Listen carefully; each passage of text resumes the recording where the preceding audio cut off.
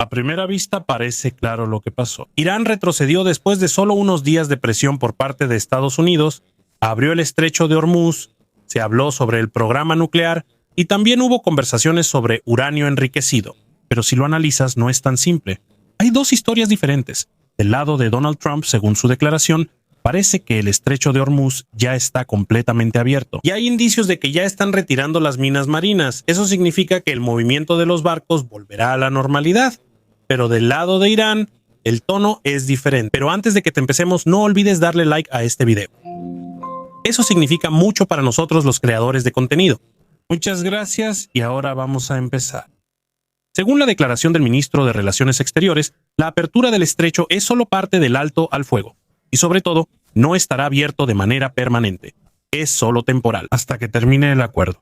Y hay otro detalle importante. No está abierto para todos. Solo en rutas coordinadas. Eso significa que el cuerpo de la Guardia Revolucionaria Islámica todavía tiene control sobre por dónde pasarán los barcos.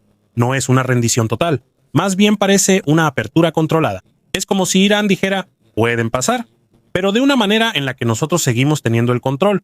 Y aquí es donde la situación se vuelve clara. Esto no es simplemente una victoria para Estados Unidos o una derrota para Irán. Esto es un compromiso que ambos lados están tratando de mostrar como una victoria. Del lado de Estados Unidos muestran que la presión funcionó. Del lado de Irán muestran que no perdieron completamente el control. Y ahí es donde entra el punto más importante, la narrativa. Debido a esta situación, no solo las acciones son importantes, sino también cómo se presentan al público. Por eso ahora existen dos posibles verdades al mismo tiempo. Una versión que dice que Irán se rindió y una versión que dice que solo se adaptaron para sobrevivir. La verdad está en medio. Y la pregunta más crítica ahora es, ¿qué pasará cuando termine el alto al fuego? Porque si la apertura es solo temporal, es posible que la tensión regrese en cualquier momento. Y si eso sucede, todo esto podría empezar de nuevo desde el principio. Si seguimos esa lógica, la conclusión parece clara. Alguien está mintiendo, pero aquí hay que tener cuidado. Porque lo que se ve en el ICE y el tráfico marítimo no siempre es toda la historia. Sí, hay barcos que pasaron por el medio del estrecho de Hormuz, hay otros que tienen el transpondedor encendido y otros que lo tienen apagado, y parece que están usando las rutas normales que se usaban antes del conflicto. Pero esto no significa necesariamente que Irán esté mintiendo. Hay tres posibles explicaciones aquí. Primero, aplicación selectiva. Puede que se permita el paso de algunos barcos, especialmente si no están directamente conectados al territorio iraní, o si hay coordinación detrás de escena. Segundo, el momento. Hay barcos que pudieron entrar o cruzar antes de que se implementaran completamente las nuevas reglas o anuncios. Por eso a veces los datos parecen contradictorios. Tercero, guerra de mensajes. En este tipo de situación, ambos lados intentan controlar la narrativa. Del lado de Estados Unidos quieren mostrar que el bloqueo es efectivo. Del lado de Irán quieren mostrar que todavía tienen control sobre el flujo. Y en medio de esto hay movimientos reales que no coinciden de inmediato con las declaraciones oficiales.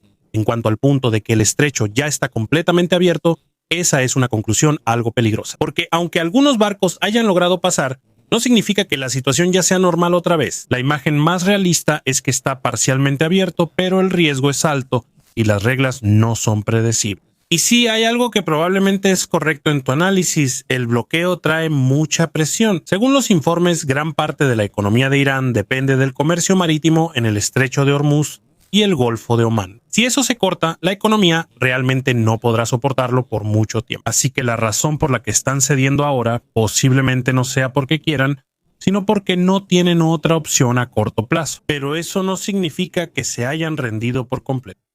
Parece más un paso táctico, un ajuste temporal para poder respirar. Porque en este tipo de conflicto geopolítico es raro que haya una rendición total de inmediato.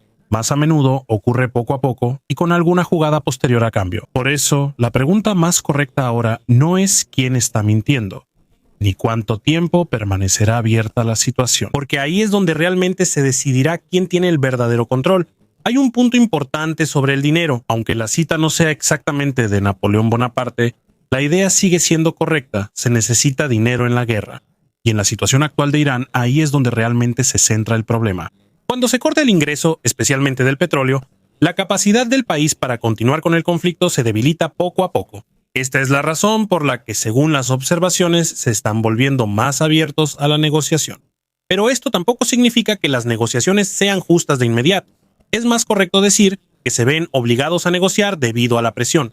En cuanto a los precios del petróleo, es normal que bajen cuando hay señales de que se flexibilizará el paso por rutas como el estrecho de Hormuz. Cuando el mercado piensa que saldrá más petróleo, automáticamente el precio baja. Por eso, aunque haya tensión, si hay un poco de apertura en la ruta, el mercado global reacciona de inmediato. Ahora, tu observación de que el estrecho está abierto, pero el bloqueo en los puertos iraníes continúa, ese es el detalle más importante. Eso significa que el efecto no es parejo. El comercio global permite el movimiento, pero se está restringiendo la propia exportación de Irán. Eso es cierto, en el terreno, eso realmente es una gran presión, pero tampoco concluyas de inmediato que la pelea ya terminó. Debido a esta situación, a menudo la estrategia tiene diferentes partes. Un lado puede retirarse en un área, pero se está preparando de otra manera. La declaración que vino del Pentágono, eso es naturalmente parte de la presión psicológica. En este tipo de conflicto no solo se usan armas, sino también los mensajes. Ellos muestran su superioridad para disuadir al oponente. Pero es importante recordar que, aunque Estados Unidos tenga ventaja en lo militar y en inteligencia, eso no significa que ya tengan controlado todo el desenlace. Porque Irán, aunque sea débil en un enfrentamiento abierto, todavía tiene capacidad para una respuesta asimétrica. Y eso es lo que puede cambiar el rumbo de la situación en cualquier momento. Así que la interpretación más realista ahora es que sí. La presión sobre Irán es fuerte. Sí, ellos se están ajustando. Pero esto aún no es el final de la pelea. Apenas estamos en la etapa donde cada lado está probando hasta dónde llegan los límites del otro. Declaraciones como estas del Pentágono no son solo una simple actualización, son parte de una estrategia de presión. Están mostrando que no solo pueden detener los barcos, sino que también pueden atacar partes más profundas del sistema de Irán, como la energía y la infraestructura. Y según los informes, todos los barcos que intentaron pasar desde los puertos iraníes fueron detenidos. Si esto es cierto en el terreno, es una gran indicación de que el control en el estrecho de Hormuz es efectiva. El ejemplo que mencionaste sobre la comunicación por radio de la Marina de los Estados Unidos, así funciona realmente el control en el mar. No es agresivo de inmediato. Primero, una advertencia. Después, cumplimiento. Y normalmente el objetivo es hacer que el barco retroceda sin necesidad de llegar a una escalada. Ahora, sobre la afirmación de Donald Trump de que Irán nunca volverá a cerrar el estrecho, ahí es donde hay que ser realistas. Se necesita un acuerdo que pueda eliminar permanentemente esa opción, porque siendo sinceros, esa es la última carta de Irán. Si sienten que están acorralados de nuevo, hay una gran posibilidad de que lo usen aunque haya riesgos. Así que tienes razón en cuestionar eso. No es un simple interruptor de encendido o apagado que puedan abandonar para siempre. Pero hay algo más importante que ver aquí.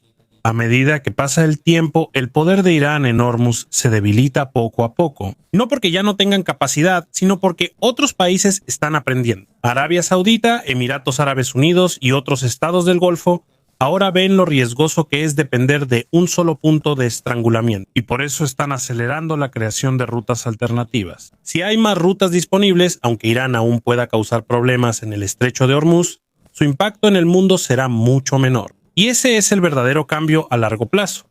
Irán no perderá su influencia de inmediato, pero poco a poco se irá reduciendo. No es a través de un enfrentamiento directo, sino evitando precisamente el lugar donde ellos son fuertes. Así que lo que está pasando ahora es que hay dos procesos que avanzan en paralelo. En el corto plazo, la presión de Estados Unidos es fuerte. A largo plazo, el valor de Hormuz como herramienta de presión va desapareciendo poco a poco. Y en medio de todo esto, Irán está en una posición peligrosa, porque mientras pierden su influencia, tienen que decidir cómo van a adaptarse antes de que todo el juego cambie completamente en su contra. Poco a poco, los países del Golfo están cambiando su estrategia. Arabia Saudita ya tiene un oleoducto que cruza el país hasta el Mar Rojo para que ya no tengan que pasar por el estrecho de Hormuz. Lo mismo está haciendo Emiratos Árabes Unidos, que tiene una ruta directa hacia el Golfo de Omán. Eso significa que, aunque haya tensión en Hormuz, sus exportaciones continúan. Incluso Irak ya está discutiendo oleoductos de larga distancia hacia Europa. Esto no sucederá de inmediato. Tienes razón, esto tomará años, pero lo importante es que ya comenzó. Y si esto se concreta, poco a poco Irán perderá su influencia en Hormuz. No será de golpe, pero el rumbo es permanente. Ahora, lo más interesante está dentro de Irán, porque mientras todo esto sucede afuera, también hay presión interna. Según los informes y las reacciones en las redes sociales, muchos iraníes no están contentos con la decisión del gobierno. Hay un sentimiento de vergüenza. Hay un sentimiento de cuestionar para qué fue el sacrificio, especialmente si ya murieron oficiales y soldados. Y cuando las emociones del público son así, esto se vuelve peligroso para el liderazgo. No significa inmediatamente que habrá una rebelión, pero la insatisfacción crece. Además, hay confusión en el mensaje. Hay informes de que la explicación del gobierno no es clara sobre lo que realmente está sucediendo, y cuando la información no es clara, la frustración se propaga más rápido. Pero aquí se necesita un poco de equilibrio. No todo lo que se ve en Telegram o en las redes sociales es el panorama completo de la opinión pública. Hay enojo real, pero también hay parte de la información que puede estar exagerada o tener algún sesgo. Por eso es más seguro decir que hay una reacción negativa. Pero todavía no podemos decir qué tan grande es esto en todo el país. Ahora, sobre el uranio. Si es cierto que Irán está dispuesto a entregarlo, esto es aún más importante que el asunto de Hormuz, porque Hormuz es una carta de presión externa, pero el uranio es la identidad central del régimen. Si renuncian a ambas cosas, no solo cambia la estrategia, sino toda la dirección de Irán como Estado. Por eso la pregunta ahora no es solo por qué retrocedieron, sino hasta dónde están dispuestos a retroceder. Porque si esto continúa, es posible que no solo cambie la política exterior, sino también el interior mismo de su sistema. Uno, la declaración de Donald Trump sobre el polvo nuclear probablemente fue una metáfora o una forma simplificada de referirse al uranio enriquecido y los escombros de los ataques. No se trata literalmente solo de polvo, sino del propio material nuclear que es peligroso cuando queda. Ahora, sobre el uranio enriquecido al 60% está cerca del nivel para armas. Todavía no es directamente una bomba, pero es mucho más rápido de convertir en comparación con el uranio de bajo enriquecimiento. Por eso esto lleva mucho tiempo, por eso a Estados Unidos y a otros países les preocupa quitarle el control de esto a Irán, pero esto es lo importante, la afirmación de que Irán ya va a entregar el uranio debe tratarse solo como una etapa de negociación, todavía no es final. En este nivel de conversación a menudo salen muchas versiones del acuerdo en los medios. Algunas son ciertas, otras se usan para presionar a la otra parte. En cuanto a los $20,000 millones, la explicación que mencionaste es más realista. No es un pago de Estados Unidos, sino más bien un posible acceso a los activos iraníes congelados. Eso significa que sigue siendo dinero de Irán que está congelado por las sanciones y se usa como moneda de cambio. Si esto llega a suceder, sería como un intercambio. Acceso al dinero a cambio de reducir o renunciar a la capacidad nuclear. Pero tampoco es tan simple, porque aunque entreguen las reservas de uranio enriquecido al 60%, hay dos cosas que no desaparecen. Una, el conocimiento y la tecnología. No puedes borrar la experiencia que ya han adquirido. Segundo, la infraestructura. Aunque las instalaciones se dañen o destruyan, se pueden reconstruir en el futuro si hay recursos. Por eso, a nivel internacional, el objetivo no es solo obtener el uranio, sino también alargar el tiempo antes de que puedan volver al mismo nivel. Y aquí es donde entra la visión más amplia. Si este tipo de acuerdo es real, no es una simple rendición, más bien parece un compromiso forzado, presión por el bloqueo, ataques militares y crisis económica, todo junto. Por eso Irán se ve obligado a entregar su carta más valiosa. Pero eso no significa que la conversación haya terminado. La verdad, esto es solo el comienzo de una parte más complicada, porque después de un acuerdo así, la siguiente pregunta es, ¿cómo asegurarse de que no vuelva a suceder? Y es ahí donde suele surgir una nueva tensión. Tienes un buen punto, especialmente en la parte de que no es realista que no haya algo a cambio. Ahí es donde realmente debemos enfocarnos, porque eso es lo más crítico. Si hablamos de un trato así, no es normal que un país entregue un activo tan grande sin recibir nada a cambio. Para Irán, el uranio enriquecido no es solo un material simple, es una ventaja estratégica y un símbolo de poder. Así que si lo entregan, casi seguro que hay algo a cambio, aunque todavía no sea claro para el público. Las declaraciones de Donald Trump, especialmente cuando dice que no hay dinero de por medio, pueden ser solo parte de su posicionamiento. En este tipo de negociaciones es importante cómo te presentas ante el público. Estados Unidos no quiere parecer que está cediendo, especialmente ante su propia gente. También es posible que las conversaciones aún no sean definitivas, por eso la información que sale sigue cambiando. De hecho, el tema del moratoria es incluso más importante que el propio uranio. Si Estados Unidos quiere 20 años sin enriquecimiento y Irán solo quiere 5 años, Ahí es donde se centrará la parte más difícil de la negociación. Porque aunque consigas el uranio ahora, y todavía tienes la capacidad de enriquecer en el futuro, el problema simplemente volverá. Aunque no se les dé dinero directamente, hay otras formas en que Irán puede recuperarse. Puede ser alivio de sanciones, acceso a activos congelados o flexibilización del comercio. Cualquiera de estos, el efecto es el mismo. Tendrán un alivio económico temporal que necesitan para recuperarse. Tampoco es algo simplemente positivo, solo noticias. Es cierto que si se reduce el riesgo nuclear, eso tiene un efecto positivo en el mundo. Pero en un nivel más profundo, esto es solo un intercambio. Se redujo un tipo de tensión, pero esto viene acompañado de una nueva dinámica en la política y el poder. Si hay una reunión próxima en Islamabad, está claro que las conversaciones están en una etapa crítica. Ahí se pondrá a prueba hasta dónde está dispuesto a ceder cada parte y qué tipo de acuerdo se podrá alcanzar. Esto aún no es el final de la historia. Esto es solo el comienzo de una parte más complicada del juego. Y si llevamos la conversación por aquí, hay otra parte que casi no se nota. El efecto de esto influye en cómo el mundo se prepara para la próxima crisis. Debido a lo que pasó, los países no solo están resolviendo el problema actual, también están pensando en cómo evitar que esto vuelva a suceder. Según algunos informes y análisis, muchos países ya están empezando a cambiar su estrategia a largo plazo. No solo en energía, sino también en todo el sistema de suministro. Por ejemplo, están fortaleciendo más el almacenamiento local. También están aumentando las reservas estratégicas y le están dando más importancia a la redundancia. Ya no es suficiente tener solo una fuente, se necesita una segunda y una tercera. Y si es posible tener otro respaldo más. Al mismo tiempo, hay otro ángulo donde el papel del sector privado se vuelve aún más importante.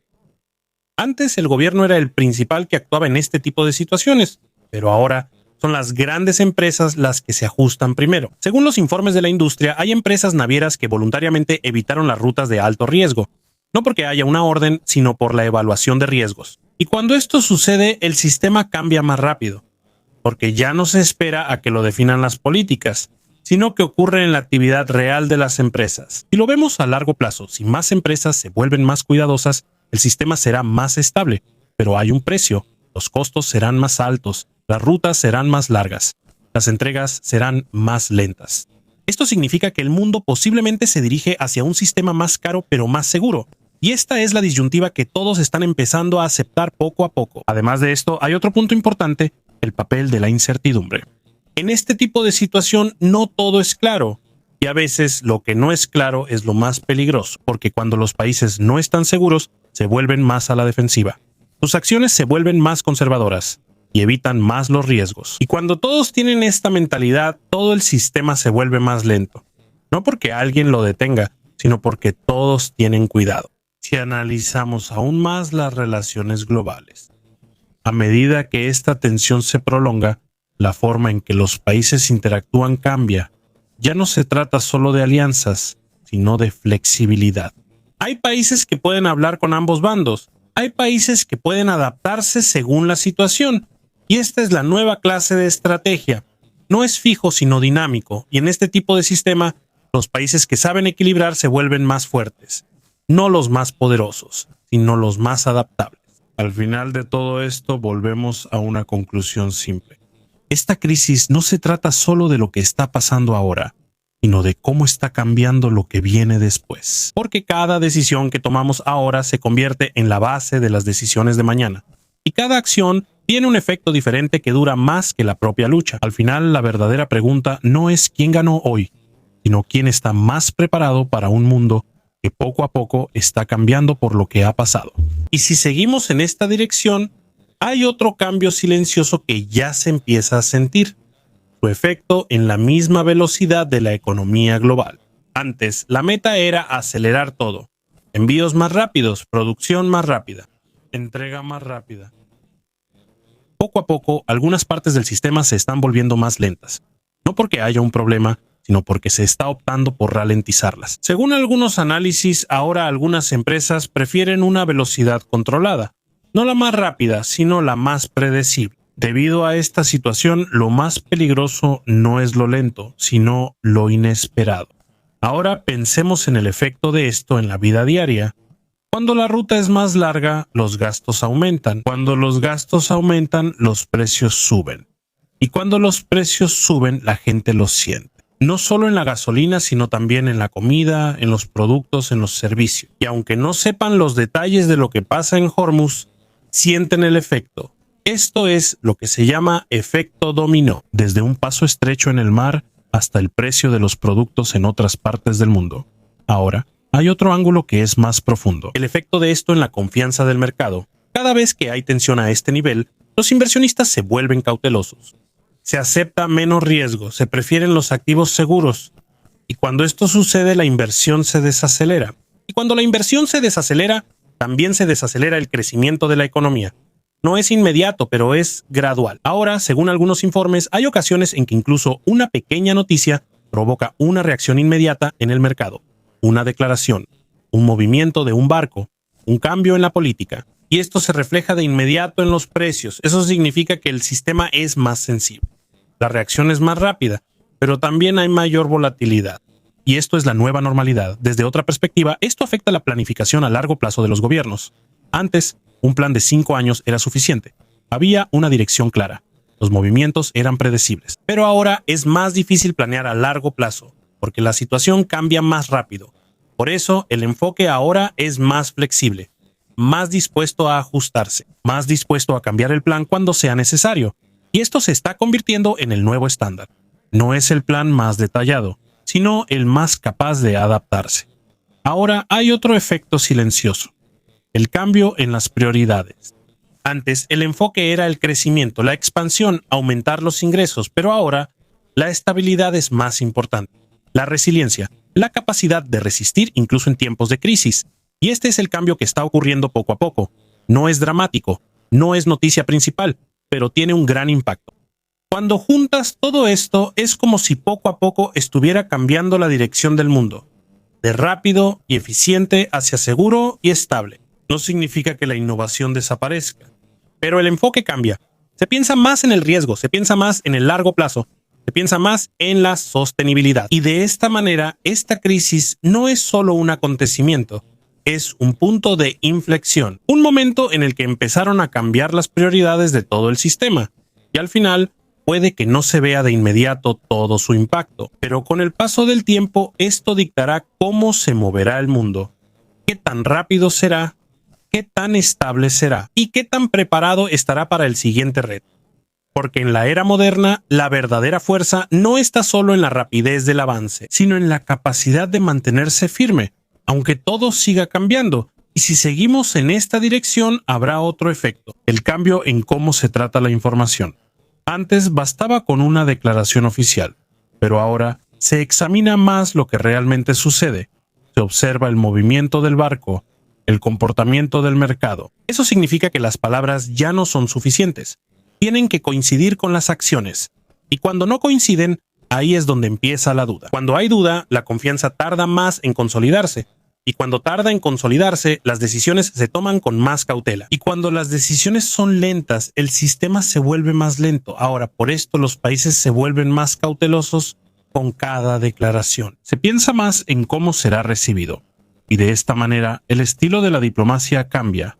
Es más silencioso, más reflexivo. De cara al futuro, es posible evitar una escalada repentina, pero hay un precio. La tensión dura más. La incertidumbre se prolonga. Y al final hay una pregunta: en un mundo que está cambiando, ¿quién tiene la ventaja? ¿El que actúa rápido o el que sabe esperar? Porque a veces no es la rapidez la que gana, sino leer bien la situación. Y con el tiempo se vuelve más claro que lo más importante no es quién es el primero en actuar, sino quién no se equivoca al final. Y ahí también se mide quién está realmente preparado, no por la rapidez al empezar, sino por la firmeza de sus acciones hasta el final. Porque en este tipo de lucha, una pequeña decisión correcta puede tener un gran impacto.